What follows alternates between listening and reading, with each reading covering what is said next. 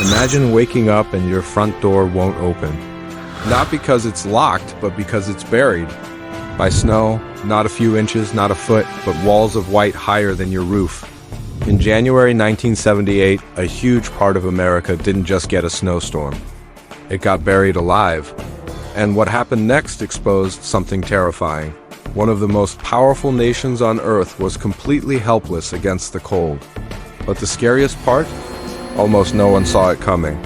The winter of 1977-78 had already been brutal. The American Midwest was locked in Arctic air. Cities like Chicago, Detroit, and Cleveland had been freezing for weeks, but late January, that's when the atmosphere snapped. On January 25th, two massive weather systems collided over the Ohio Valley. One was an Arctic cold front, the other a moisture-rich storm from the Gulf. When they met, they exploded. Meteorologists issued warnings. Terms like severe blizzard and dangerous conditions were broadcast on radio and television. But let's be honest, when was the last time you canceled your entire life because of a weather alert?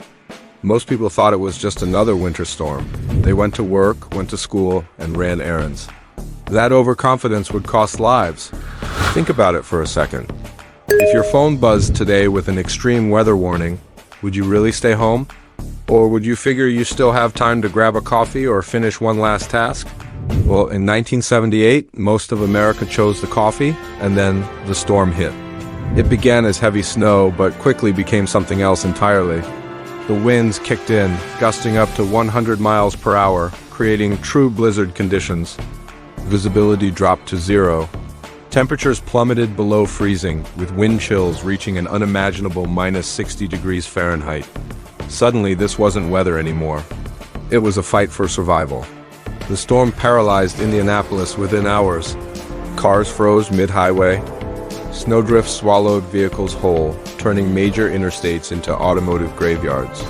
In some places, drifts reached 25 feet high. Entire neighborhoods just disappeared under mountains of white. People abandoned their cars, thinking they could walk home. Some never made it. The snow itself was a massive problem, but it wasn't the real killer. The real enemy was the silence that followed. The power lines, heavy with ice and battered by wind, snapped. Gas shortages, a recent memory from the 1970s energy crisis, returned with a vengeance. The electrical grid failed across multiple states. In Ohio, the governor declared a state of emergency and activated the National Guard in Michigan. Entire cities shut down completely. For days, there were no deliveries. No ambulances could get through, no grocery stores could be restocked. Hospitals ran on backup generators, but those generators needed fuel. And when the fuel ran out, so did the heat. Imagine being trapped in your home. No power, no phone line, no way to call for help.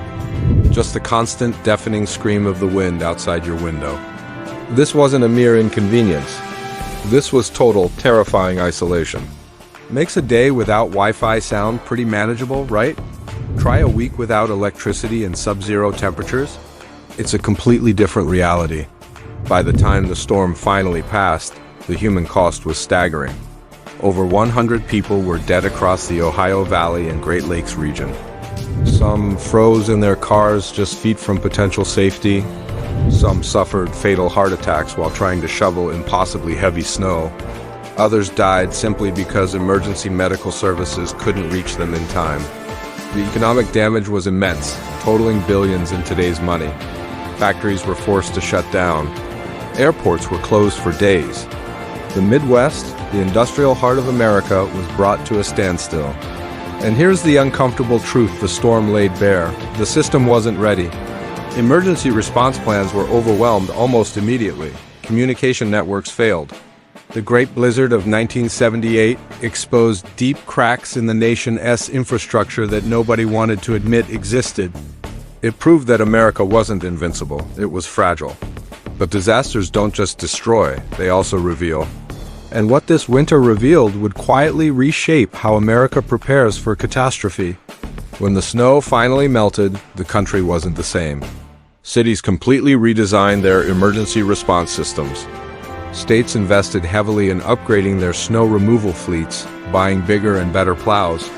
Weather forecasting technology improved dramatically in the years that followed, with better models and more advanced satellite imagery. The blizzard became a critical case study in crisis management, taught in universities and emergency planning agencies. But there's another legacy, one that most people don't talk about. The storm changed how Americans saw themselves and their relationship with the natural world. The illusion of total control, the idea that technology had tamed the planet, was gone. Nature had humbled a superpower, and it left us with a question we still haven't fully answered. If a storm of this magnitude happened today, with our just-in-time supply chains, our fragile power grids, and our increasingly volatile climate, would we really handle it any better? Or are we just more comfortable, more distracted, and ultimately more dependent than ever before? History doesn't repeat itself, but it often rhymes. Winters are getting stranger.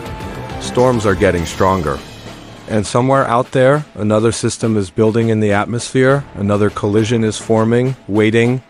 The winter that buried America wasn't just a storm, it was a warning. And warnings like that don't always come twice.